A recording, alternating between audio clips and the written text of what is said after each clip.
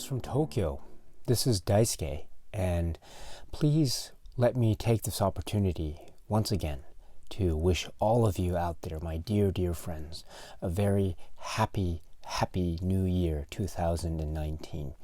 I hope this new year is off to a very fine start and that all of you are doing very well and that your family and friends and loved ones are all doing the same. So I am back in Tokyo now, and I really have to apologize to a number of you out there.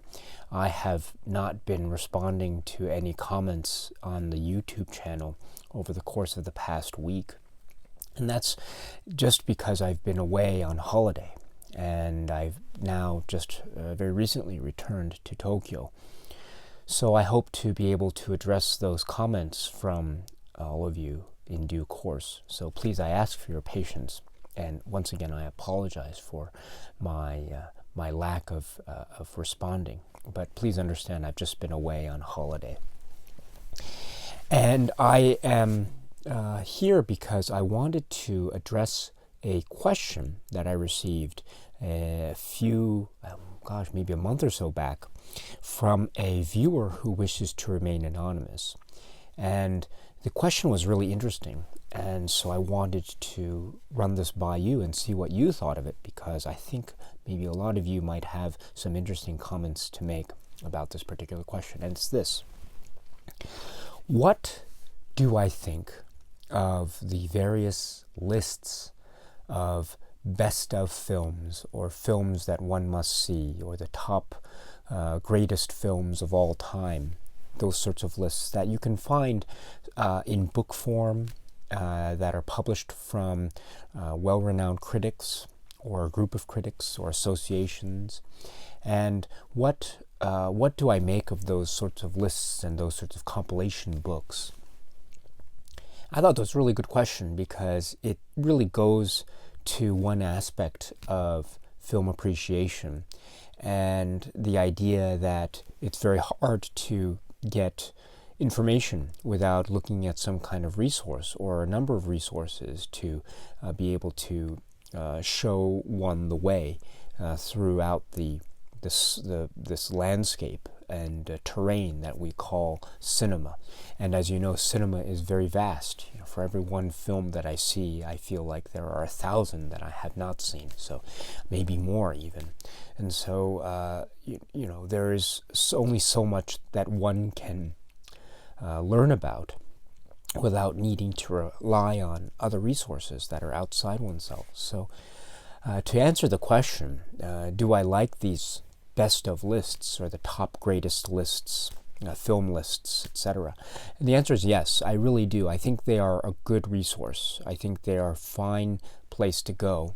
And as long as there is an understanding of what they are, I really think that they can be very helpful, not only for the quote-unquote novice or the beginner to cinema, but also even to one who might feel that one is maybe somewhat expert or somewhat experienced in watching cinema and films and movies. So I think the range of persons for which these lists can be very helpful, I think, is quite vast. So to answer the question, yes, I think these lists are very valuable and a great resource.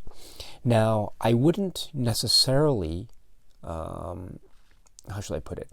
That's not to say that I agree with everything that I read in these lists. On the contrary, of course, there are times where I disagree, where I think, oh, this film should have been included, or that film, why was this film included and not this film? Those sorts of questions and reactions that I think each one of us experiences, not just with lists, but also with reviews and anything that we see, that we read and then respond to. So these lists are no exception to that. And so I don't think the lists, when I look at them, I don't think of them as being the be-all, end-all. And of course, I don't think the list compilers and creators feel like they should be treated as such. I think everyone, right, the creators and the viewers and the the people who are reading the list, I think everyone is on the same page on this, more or less, with this, in that these lists are, I think, a great jumping off point or starting point for one to further explore films. And so there is a great value and merit to these films as a resource. And then from there, one can explore and then further hone one's channel and one's journey as you progress through the various stages of cinema. And whatever that may be, of course, cinema as a journey is very personal and very individual. And it is one that is tailored to one's own tastes and interests and experiences. So, one can respond to certain lists more than others. And I think that's great. And it also depends on how trustworthy the list compiler and creator is in your eyes. Are they people that have created other lists in the past that you have trusted before? If so, then perhaps these lists, depending on who creates them, might be worth your while. Who knows? It really depends. And I think for me, I look at lists and I look at books like this, and I think they are very helpful.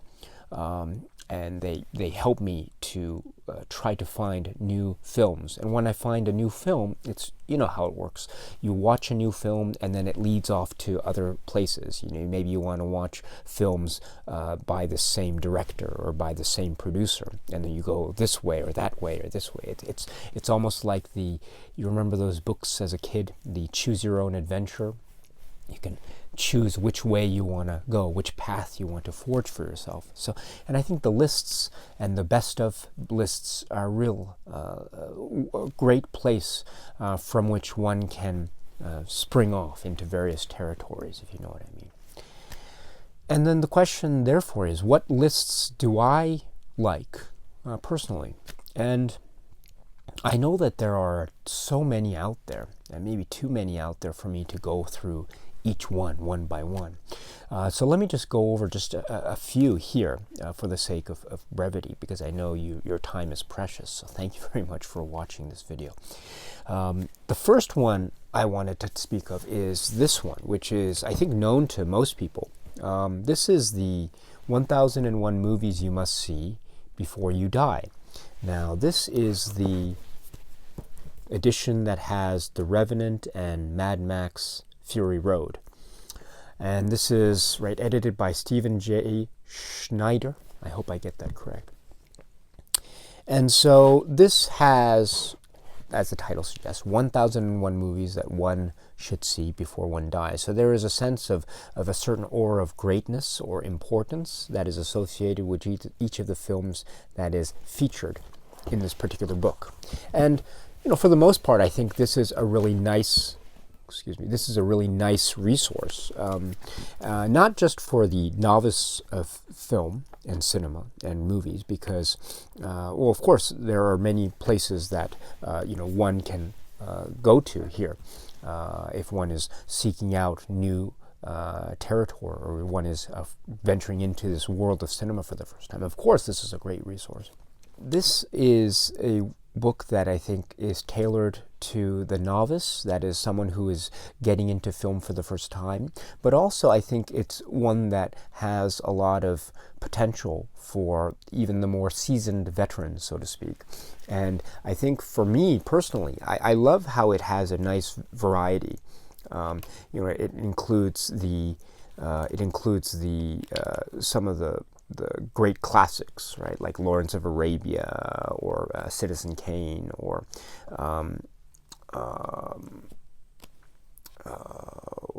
Seven Samurai, that sort of thing. But it also has some other quite interesting selections, like Bruce Conner films, Report, or Fantastic Planet, or Night of the Living Dead, or a Mario Bava film. And I think it has some Argento films in here as well, if I'm not mistaken. So if that is the case, yes, it has 2 Argento films. So there are some interesting selections here. Again, I don't think it's a perfect book. there are some interesting omissions that are made. For instance, I don't think Mulholland Drive is included in this particular edition that I have, which is stunning to me. And I think our friend Luke at Razor Wire Reviews has mentioned this before, but the film The Great Dictator, Chaplin's The Great Dictator, is not included here, I believe. And so if that's the case, then there are some interesting omissions. But of course, 1001 is a finite number, and so there is only a limit to which one can deal with 1001 films in a particular book. So perhaps there is just the need to cut out certain films for the sake of others. And also there are some interesting issues with the picture. I think overall, I think this is a great. I think overall it's a great book. I wouldn't necessarily say that everyone needs to rush out and get it immediately, but it's a very nice resource to have, I think. And if you can get it, especially if you can find it at a discounted price, perhaps, it might be worth checking out. I know that the editions somewhat change over time, because as some films are added, other films are taken away. So there is an interesting little ongoing discussion that is taking place. And so perhaps it might be more worth your while to look at the whole amalgamation of all of the films that have been featured in all of the editions of the 1001 movies you must see before you die. And I know it exists out there online. But for the most part, this is an interesting resource to use, and I think very valuable. Even for me, it's still very valuable to this day. The other list that I think is really worthwhile is the 2012 Sight and Sound's top films, the greatest films of all time. And this is interesting. And, Sight and Sound is published by BFI, the British Film Institute. And what they did was they compiled all these lists from a variety of people in the film industry and the film criticism industry. And they asked these people what are their favorite films of all time. And then they gathered all these lists, and then they put all the films together in order of films that had, based on the number of votes that they received. So this is quite a democratic way of preparing a list like this.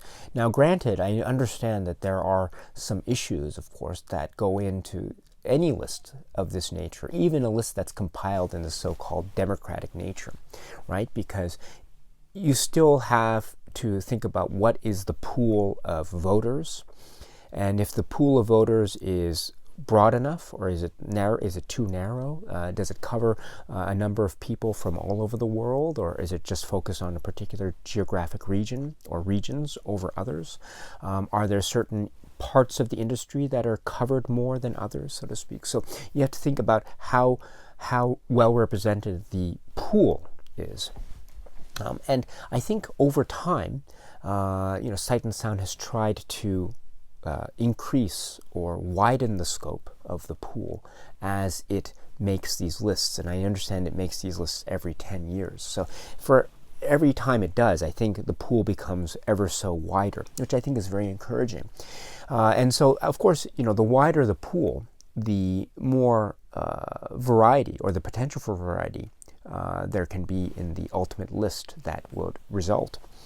So this is very interesting, and I can't wait for the next list, which I understand hopefully will come out in the year 2022. In the meantime, we do have the Critics' Poll list from 2012, and also the Directors' Poll list from 2012. They are very interesting. And just to let you know, for example, the top 10 films on the Critics' Poll from 2012 are number 10, 8.5, number 9, The Passion of Joan of Arc, number 8, Man with a Movie Camera, number 7, The Searchers, number 6, 2001: A Space Odyssey, number 5, Sunrise, A Song of Two Humans, number 4, The Rules of the Game, number 3, Tokyo Story, number 2, Citizen Kane, and number 1, Vertigo. my favorite film, actually. And then, just for your information, the director's poll from 2012 is also very interesting. So let me just give you the top 10 here. So number 10 is Bicycle Thieves. Number 9 is Mirror. Number 8 is Vertigo. Number 7, The Godfather. Number 6, Apocalypse Now. Number 5, Taxi Driver. Number 4, 8.5. Number 3, Citizen Kane. Number 2, 2001: A Space Odyssey. And number 1, Tokyo Story. Very interesting indeed. So I really like this Sight and Sound poll list, these lists actually. I really admire them. And again, I do acknowledge their flaws and their weaknesses. But I think despite that, I think they have a lot of potential for, you can learn about new films and you can learn about new cinema and the like. So I should say that I really like the BFI Sight and Sound lists. I think they are really fascinating. And there are so many entries on the list that were, when I saw the list for the first time, I didn't know about. And so I should let you know that over the course of the last few years, I've actually gone through and tried to watch as many of the films on the list as possible. And I've gone through not just the top 50, but I think it goes up to 282. So the top 282 greatest films according to this poll from Sight and Sound, I've gone through and I've managed to watch the films on that list up to 282 at least once. And I think I have some of them, not all of them. I have most of them actually somewhere on the shelves, either on the Criterion level or behind. So, gosh, maybe one of these days I should go over the BFI list or the Sight and Sound list. That might be interesting. But, some films that come to mind from the BFI list or the Sight and Sound list that were real discoveries for me at the time were films like, this was where I discovered, A Brighter Summer Day was listed pretty, in the top 100. And also there was, Cassavetes films were listed, Husbands and Shadows, Woman Under the Influence, I think. There was also Yi, going back to Edward Yang. Chantal Akerman was listed, Jean Dioman, 23 quai du Commerce, 1080 Pucelle. And there was also, there were some very interesting selections there. Pulp Fiction was there, which I agree with. I really admire Pulp Fiction. I think it's a masterpiece of a film. And there was also, I think The Wizard of Oz was there, which is great. And I know my friend at All Things Film would appreciate that. And also there were other interesting selections there as well. I think the most interesting thing to me was the fact that Yasujiro Ozu's works were so highly regarded, and it was amazing to me. But of course, for me, I think Vertigo, which is a film that I've always cherished, to see it at number 1 it's really great to see that. Now, I don't know how long that will last. I don't know what will happen in 2022. As you know, tastes can change with the course of time. So it'll be interesting to see what will be considered the greatest film of all time. But in the meantime, again, this is just a list, and this is just a place that one can go to see what one can discover. And from there, what further discoveries one can make upon making these initial discoveries. So I think this is a fine list, and I am very happy to continue to read it and to look at it and to review it and to agree with it and disagree with it and move from there. So I guess now the question that I have for you is, what are some of the lists that you like to rely upon? Are there lists that you think are worth mentioning here that people should be paying attention to? I didn't mention the Roger Ebert books. I know some people are very much into that. I know those books, but only very very slightly. I admit that I'm not so much an expert in his greatest films books. I should be. Maybe I should explore that more this year. But I know that there are other lists out there that are very worthwhile to many people. If so, please let me know in the comment section below. What do you think of these lists? Are they helpful for you? Are they not helpful at all? What do you think? And yes, and also please let me take this opportunity to say that I understand that some of our friends in the YouTube community here are going to make some top 10 or top 100 films, greatest films or favorite films of all time, something like that, which is amazing. And so please feel free to let me know what are the great top films or greatest films lists that have been created by people on YouTube. I think that is equally as valuable. And I think those lists too are so worth mentioning in the context of the film critical community, the film criticism community, because people, right? A film is watched by many people and by one person, and so even one person, let's say on a blog or on YouTube, has the power and influence potentially to influence the mind of another. So I think those are so valuable. And if you have any suggestions, recommendations for other lists from YouTubers or other YouTube channels, please let me know, and I'd love to see those links and those lists below. Other than that, my friends, I hope this video finds you well, and that you continue to watch a lot of great, great movies. Until we meet again, my friends, please be well. Peace and cheers.